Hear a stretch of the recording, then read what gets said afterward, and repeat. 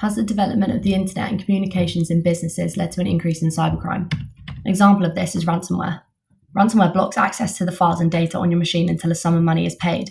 Many hackers use this as a mechanism to blackmail large companies into paying them a large amount of money.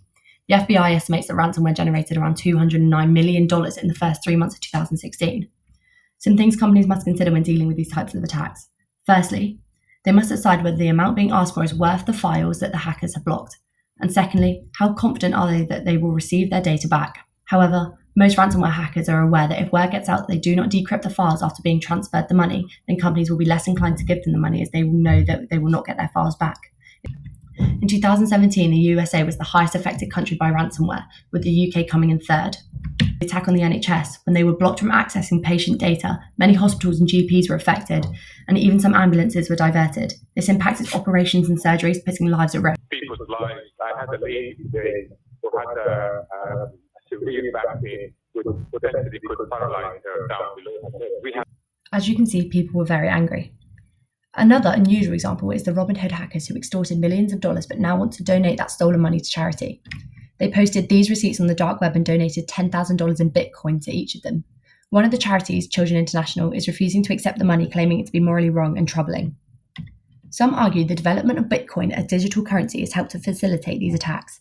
It is harder to trace due to the network being decentralized, and it does not have a central unit like a banking institution.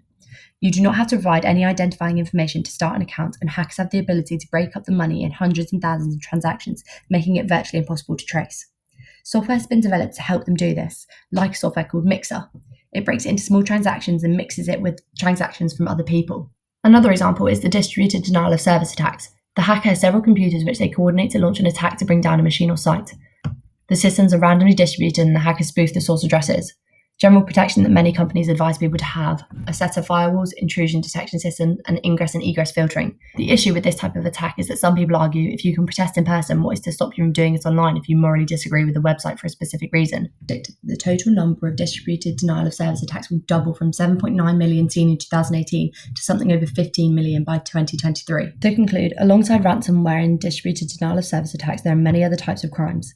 The number of cyber attacks has been increasing consistently over the years, and factors like Bitcoin help the hackers to avoid being traced.